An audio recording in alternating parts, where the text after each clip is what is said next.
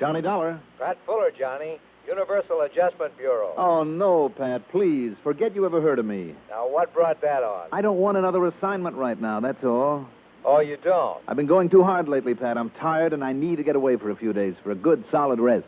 Well, who said anything about an assignment? Now, don't tell me you're wasting company time and money just to call up and pass the time of day. No, I called to read you a telegram or a cable or whatever it is. Oh? And, brother, what a message. It'll make your eyes pop. Who's it from? A fellow by the name of Emmett Gowan. Did you ever hear of him? Are you kidding? That man knows more about fishing than you and I could know in 1,000 years. Right. Also, Emmett and I got to be real pals after he helped me solve a rather important case back in 58, I think it was. I remember that one. But it's been a couple of years since I've heard from him. Where is he? What's he doing? You better let me read this wire. Yeah, go ahead. It says, this spot is the closest thing to heaven a fisherman could possibly find. Oh? Sailfish, dolphin, amberjack, snappers, bonefish, tarpon, just about anything you can think of. Makes my mouth water, Pat, but keep reading. If you don't come on down here and be my guest, and right away it says I'll never forgive you. I mean it. This is really urgent. And it's signed Emmett Gowan. Well? What do you mean, well? Well, are you going, you lucky dog? Well, me? Only thing I don't understand is why he sends a wire like that to a lousy fisherman like you. Oh, especially when he knows me. That's just the point, Johnny. What's just the point? Well, the wire was sent in care of this office, all right, but it's addressed to you. Oh? Yeah.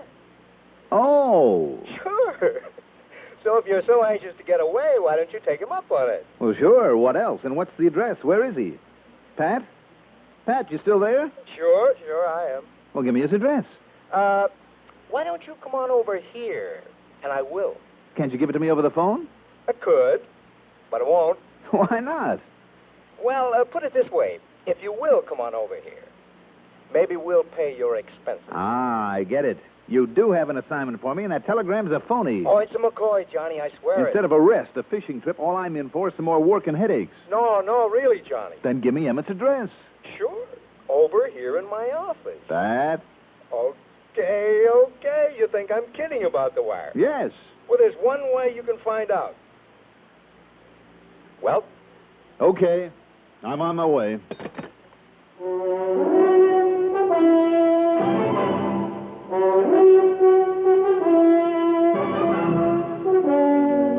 The CBS Radio Network brings you Mandel Kramer in the exciting adventures of the man with the action-packed expense account, America's fabulous freelance insurance investigator. Yours truly, Johnny Dollar.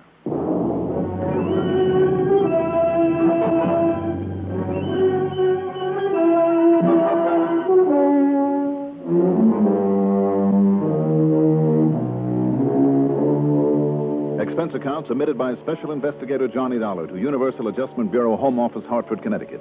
Following is an account of expenses incurred during my investigation of the lust for gold matter.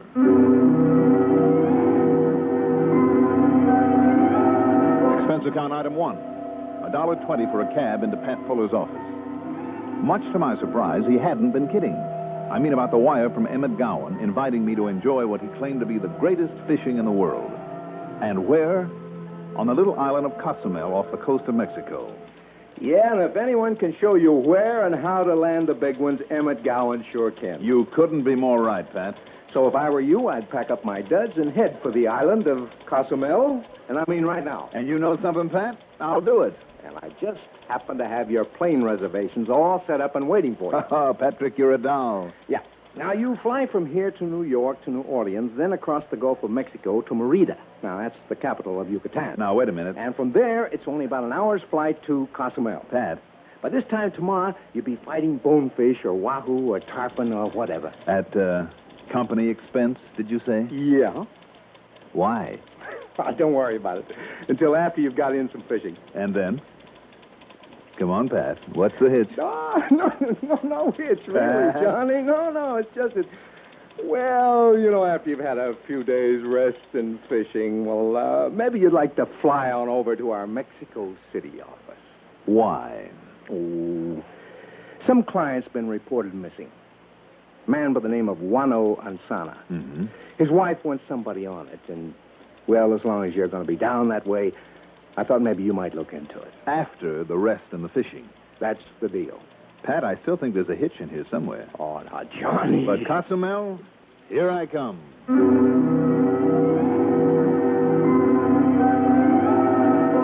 Expense account item 2, $7.30 for a taxi back to my apartment, where I packed my bags, and then late in the afternoon, another taxi to Bradley Field. A prop job took me to New York, and less than 5 hours later, I was in New Orleans. Item 3, $14.20, covers a cab from Moisant International to the Roosevelt Hotel, a bed for the night, then a very early breakfast the next morning on the ride back to the airport. 2 hours and 40 minutes later, we landed at Merida, out on the tip of Yucatan. I took a ferry plane from there, and well before noon was comfortably ensconced in one of the Cabanas del Caribe, a private bungalow overlooking the Caribbean. As I finished unpacking my bags... Come in, come in. Johnny, I just knew you wouldn't let me down. Emmett, how are you? Just fine, Johnny, just as fine as silk. How are you? Well, you want to know the truth, Emmett? I'm bushed. I'm a little beat. And you look it, too. Don't you worry, Johnny. A few days of the greatest fishing in all the whole world. And I mean that, Johnny. It'll make a new man out of you. Only one thing I don't understand about all this. What's that, Johnny? Universal Adjustment Bureau footing the bill. Not only for a trip to Mexico City on business afterward, but for this. Did you ever hear of a man named Juano Anzana? Then you do know something. Because that's the man Pat Fuller mentioned. Tell you what, Johnny. If we get going right now, maybe we can pick up enough fish for dinner. Emmett, do you know this Juano Anzana? I have the boat all ready, all the gas and tackle we need, so come on now. I knew there was a hitch. Well, you ready to start fishing? All right, Emmett. What's it all about? Fishing, Johnny. Emmett. And I mean it. Right now, there's nothing for you to think about except fishing. Well, ready? Okay. I'm ready.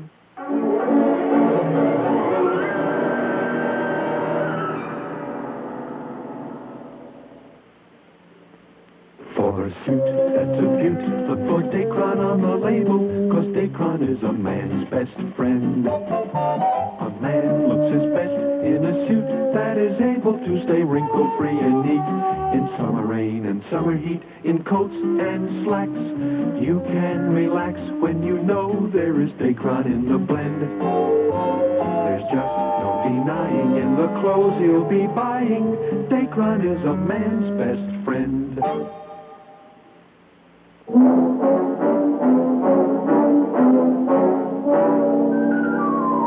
If I told you the truth about the kind of fishing we had that afternoon, you'd call me a liar. So I'll tell you anyhow. Emmett Gowan used an 18-foot skiff, rigged with a pair of 20-horse outboards, and equipped with every size, shape, and sort of fishing tackle you could possibly think of. We cruised southward around the edge of the little island of Cozumel to a big sort of lagoon with a mangrove island on one side and a palm-lined beach on the other. There, at Emmett's direction, I made my first cast. The result? A fighting mad tarpon that nearly tore my arm from the socket before I could finally work him alongside the boat and release him. On the second cast, a hefty snook made my reel scream. The third got me a moon-eyed snapper. The fourth, a log barracuda.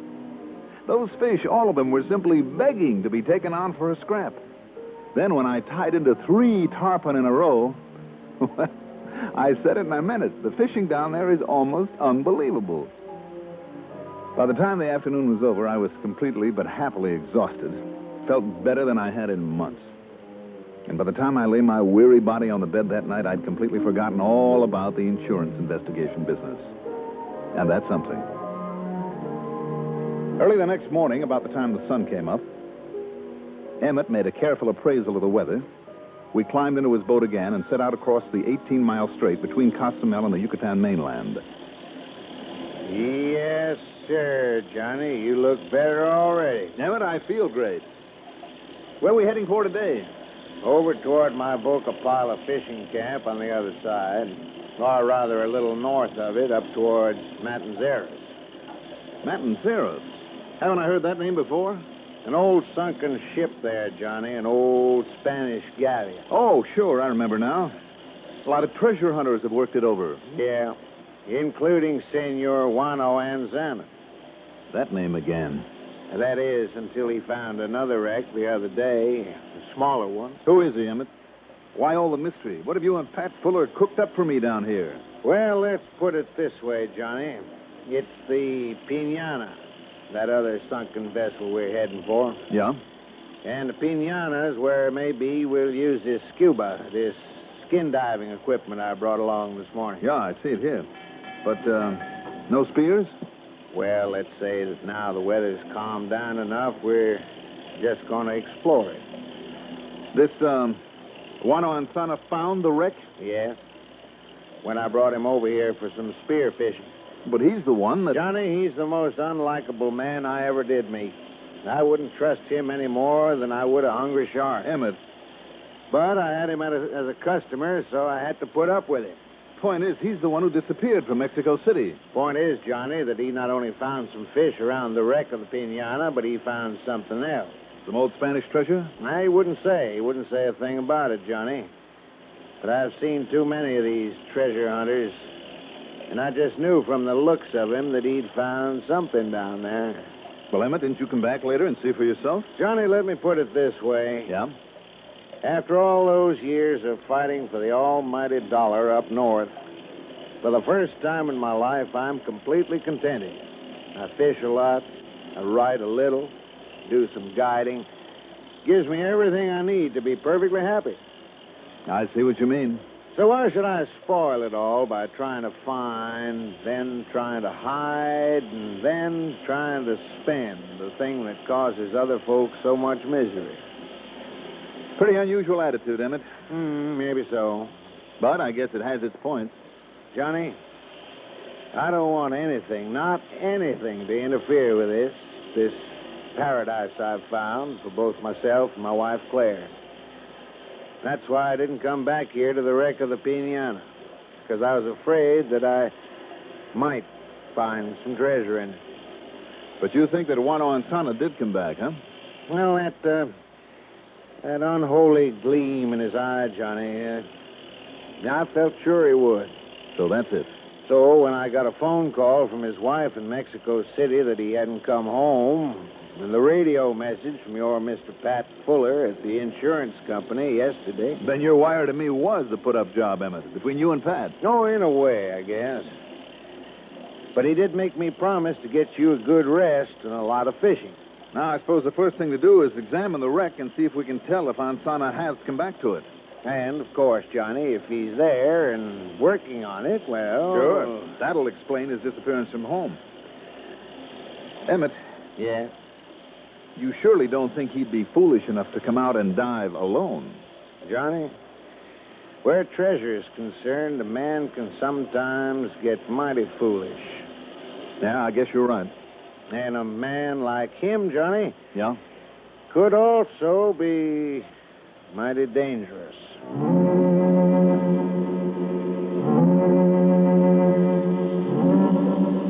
A few minutes later, at the outer edge of a little cove, he pointed out the vague shadow of the wreck, in some 40 or 50 feet of water, and almost entirely hidden by a sort of coral overhang. Emmett cut the motors, and we drifted into the beach. As we slid the boat up on it... Now, there we are.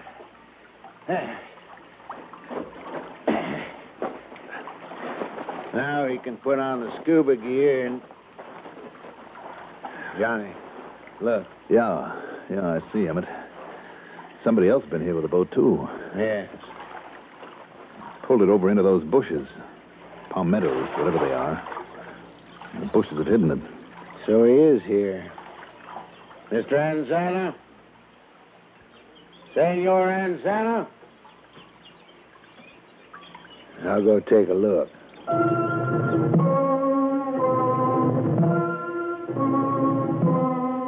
There was a well-hidden boat in the brush, but no sign of Juano Anzana. Was he out there in the water, then, poking around the wreck? Only one way to find out. I put on one of the scuba rigs, the air tank, mask, and flippers. Emmett carefully worked the boat out to the edge of the outcropping of coral. Be mighty careful of that coral, Johnny. It can cut you to ribbons. And then I went on over the side.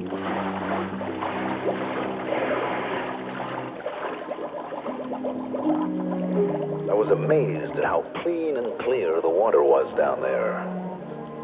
Once my eyes got used to the pale green light, I could see for literally hundreds of feet in all directions. The water was warm and comfortable, too. Myriad tiny fishes with all the colors of a rainbow dashed in and out of holes in the coral.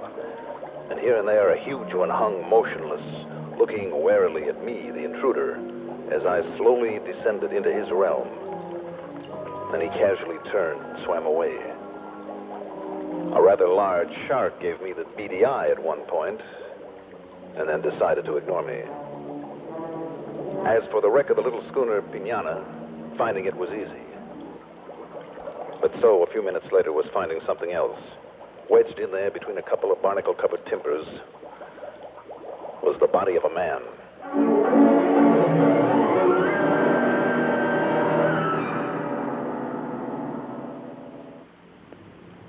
Have you tried the mild, kind taste of Kent? You should, because You'll feel better about smoking with the taste of Kent. With the micronite filter. Refines away harsh flavor, refines away hot taste. It makes the taste of a cigarette mild as a balmy day in the month of May.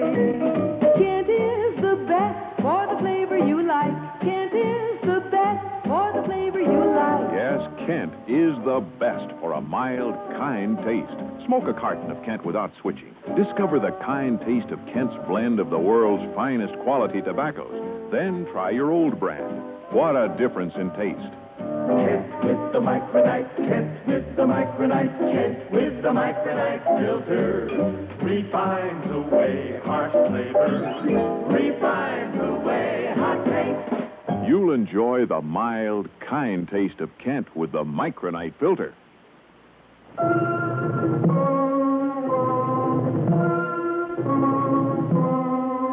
The body, trapped there in the wreck of the Pinana, wearing breathing apparatus and flippers, was that of a Mexican with a bullet hole in the back of his head.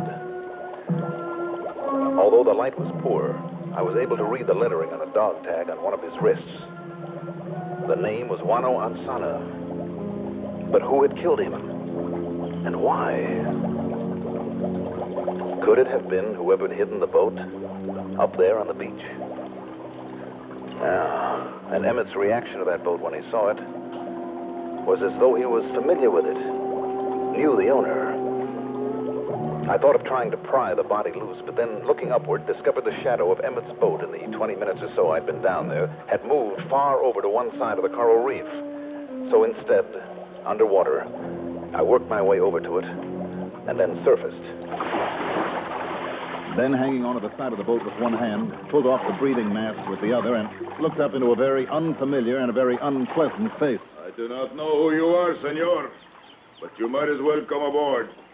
What the devil? Who are you?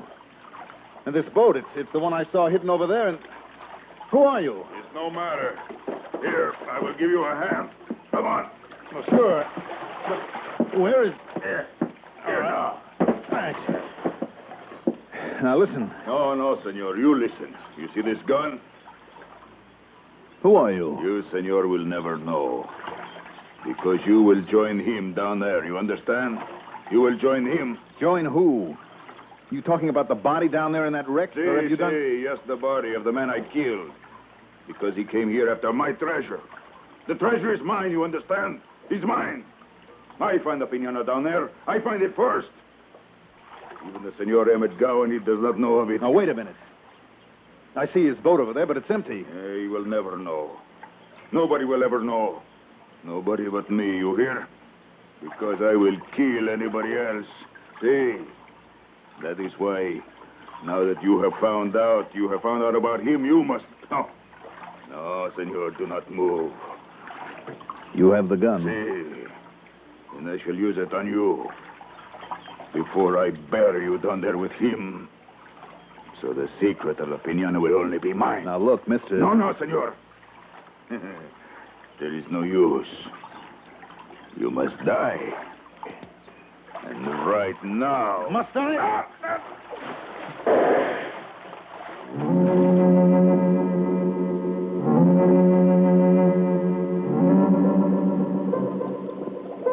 capsizing his boat, I suddenly found that in my struggle with him under the water, I was not alone. From somewhere over near the wreck, Emmett Gowan appeared in his scuba rig.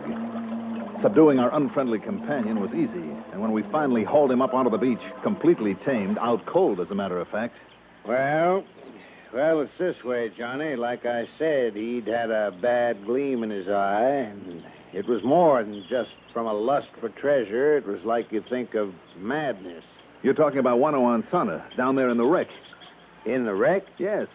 I found his body down there, Emmett. A dog tag on his wrist. No, Johnny. This one's Anzana. What? Yes, this one. He was mad. Don't you see what it means, the body down there? Well, now, I'm not sure. That other man found out about the piñata and came here to investigate. Ansana found him here and killed him. But why put his dog tag on him? So that when Ansana, found the treasure, he could just disappear with it. What little was left of the body by then, if it was ever found, more likely just a skeleton, would be identified as his because of the dog tag. Oh, I see. He'd be free and have the treasure, and nobody would ever know that he'd murdered over it. Johnny, I think you're right. Oh, wait a minute, Edmond. Yeah? How come you so conveniently appeared there underwater after I capsized his boat, and when I really needed your help? Well, Johnny, I knew that hidden boat was his. Yeah? But he wasn't anywhere about. And also, Johnny, there wasn't any sign of bubbles out there to show he was diving. Oh, you're so right. I never thought of that. So, he had to be hiding somewhere and watching us. Of course. So I took my boat around the other side of the reef, put on my scuba, then went on under, where he wouldn't know where I was. At least, that wouldn't make both of us sitting ducks for him. That's darn good thinking, Emmett. And then when I came up real slow and quiet under the flaring bow of his boat and heard what was going on, when I saw you starting to capsize it, I sort of helped. No wonder it flipped so fast and easily. Thanks, Emmett. My pleasure, Johnny. Well, shall we get him back to Cozumel? Why not? I imagine the police might like to see him.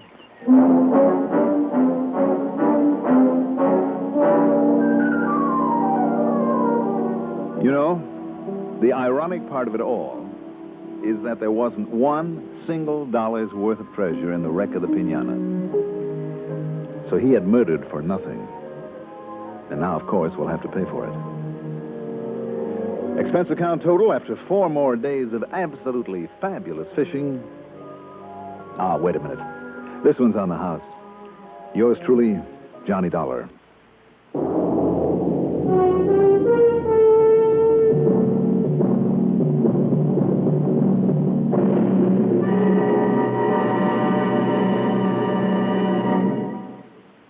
Now, here's our star to tell you about next week's story. Next week, the 2-step matter. That means 2 steps to murder. Join us, won't you? Yours truly, Johnny Dollar.